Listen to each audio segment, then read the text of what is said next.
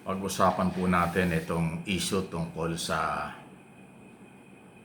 ginawa ni Attorney Carpio, asawa ni Vice President Sara Duterte, na mag-file ng kaso laban po sa Bangko Sentral ng Pilipinas, Anti-Money Laundering Council, Chairman ng Committee on Justice, at yung mga membro nito.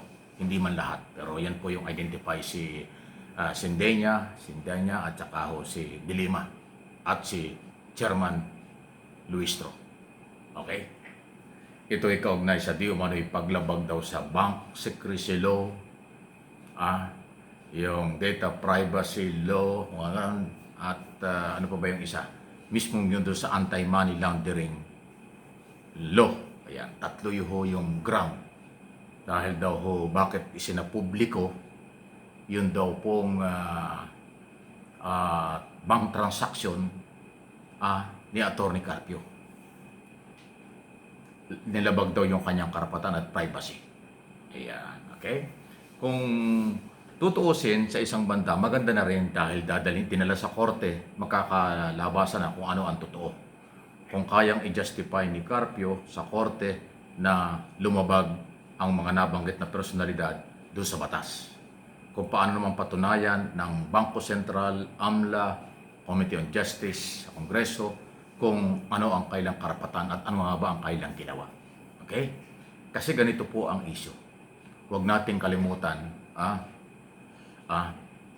pagka mag-asawa, pag mag-asawa, laging ang mga property, pera at iba pa, pag-aaray nila yan eh. Hindi mo man sinabing yung pera ni Carpio o mga bank account ni Carpio, kanya lang, walang kinalaman ng asawa. Yung bank account ni Sara, walang kinalaman si Carpio. Mahirap panawapan, mag-asawa sila eh.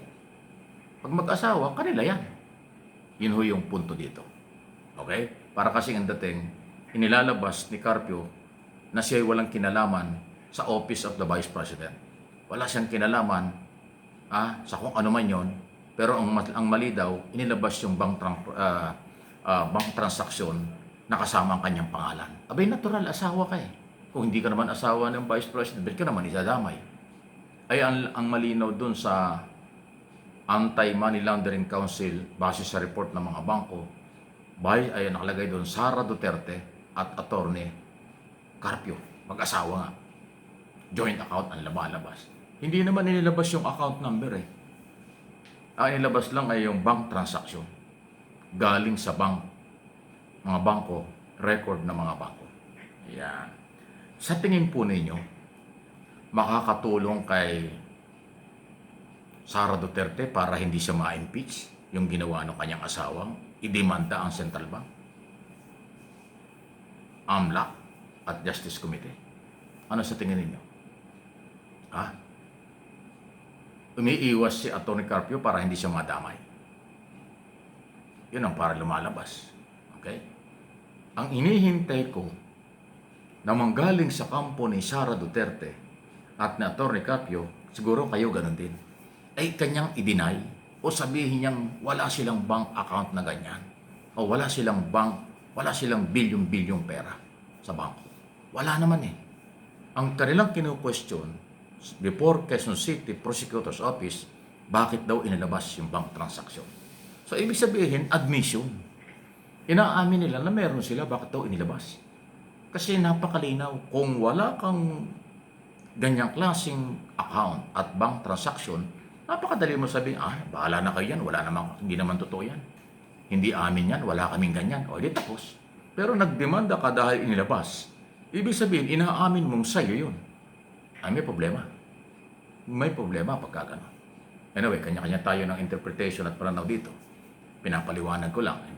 Ang akin dito, ano ang karapatan ni Carpio? Nagawa na niya. Dahil dinala niya sa korte. Yan ang tamang forum. Ano ang karapatan ng Vice President? Sagutin ito. Obligasyon sagutin, pero hindi sinasagot. Ano naman ang karapatan ng Bangko Sentral at saka ng Anti-Money Laundering Council? Yung sumunod sa subpoena. Sino ang nagbigay ng subpoena para ilabas ang record? Ang Justice Committee. At ito po ang huwag niyong kalimutan.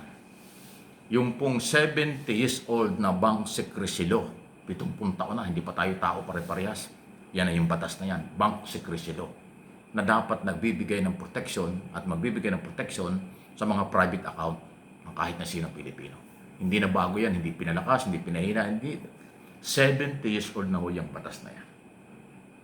Okay, para ho sa inyong kaalaman, ang impeachment process, ang impeachment issue ay exempted diyan sa Bank Secrecy Law. Ano ibig sabihin nun? Hindi pwedeng gamitin ng kahit sinong impeachable official ang Bank Secrecy Law para hindi galawin ang kanilang mga bank record, bank account kapag ka impeachment process ang umiiral. Parte ng impeachment process na sinasabi ng saligang batas na sila ay mag-imbestiga at magsuri ng mga dokumento, anuman dokumento ito, lalo na sa bank record ng walang dapat na ikaw salang-alang o bahala dahil nga meron silang exemption laban sa mga impeachable official o may problema sa betrayal of public trust. Ayun. So, sa ayaw at sa gusto nyo, ang Justice Committee at kung dumating sa Senado at magkakaroon ng trial, hindi yan kayang pigilan ng Bank Secrecy Law kasi meron silang exemption yan. Yung hindi nakakaalam niya, siyempre magagalit kung ano-ano, ay bahala kayo. Ako pinapaliwanag ko yan. Itanong nyo sa maraming abogado. Tanong nyo sa maraming nakakaintindi. Lalo na po yung independent lawyer, independent na mga Pilipino. Hindi sila pro Marcos o hindi pro Duterte. Itanong nyo kung ano yung Bank Secrecy Law at tama ba na merong exemption, hindi pwedeng harangan ng bangkong ito, ng batas na ito, ang kapangyarihan ng impeachment process, impeachment Justice Committee at ng impeachment trial.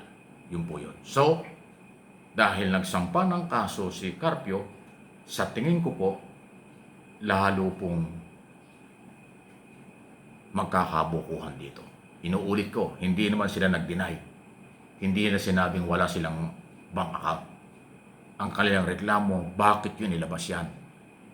Transaksyon yan, labag yan sa batas. Ayun na kailang paniwala. E paano nga yan? May exemption pala. Okay? Ayun. Tsaka ang Bangko Sentral, gigibain mo, napakahirap niyan. Anti-Money Laundering Council, sa ilalim ng Anti-Money Laundering Law, ayun nga ang trabaho ng batas na yan. Magbantay ng mga pinagdududahan, kaduda-duda, ng mga bank transaction kahit kanino. Hindi lang kay Atty. Carpio, hindi lang sa Vice President. Kahit sino, yan ay sakop ng AMLAC at ng AMLA. At ang Bangko Sentral ay kasama sa nagmo-monitor at pagpapatupad ng AMLA at saka ng AMLAC. Kasi pera, cash, ang pinag-uusapan. Kaya meron jurisdiction ang Central Bank. Okay?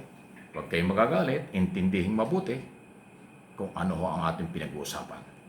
Pagka malayo ang comment nyo or galit pa kayo sa ating tinatalakay, ay alam na namin kung saan kayo galing sektor.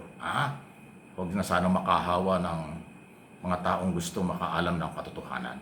Please like and share.